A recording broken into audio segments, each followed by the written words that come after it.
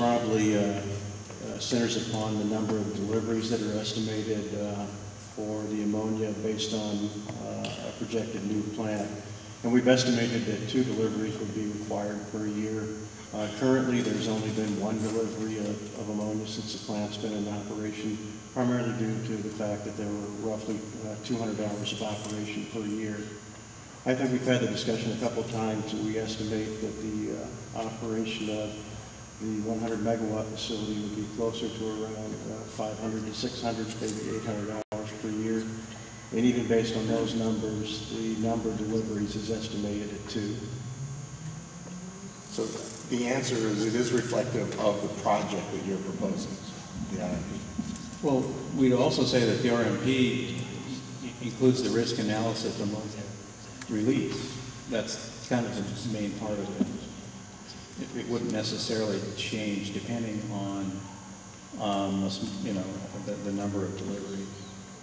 It wouldn't necessarily, but it should contain information about how much you're using and that. I don't disagree with you, but it still should reflect what you're proposing in order to be valid for the future.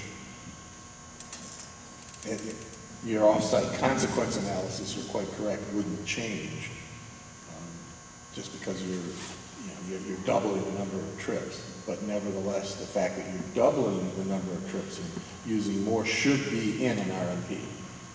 The volume used. Yeah, and the volume used may be large enough to cover this. We'll double check that for you and confirm that, because the initial volume used on the RMPs may have been based upon the air permit operating elements, which would be high enough to cover the new facility expected operation as well. But we'll go back and check that for you. Oh, I appreciate that. And so again, to clarify, I will accept, and I'll come up with language to revise this condition of certification, that we will accept their March 2008 RMP if it is indeed reflective of the project as proposed, and of course it was revised consistent with any new CalARP methodology.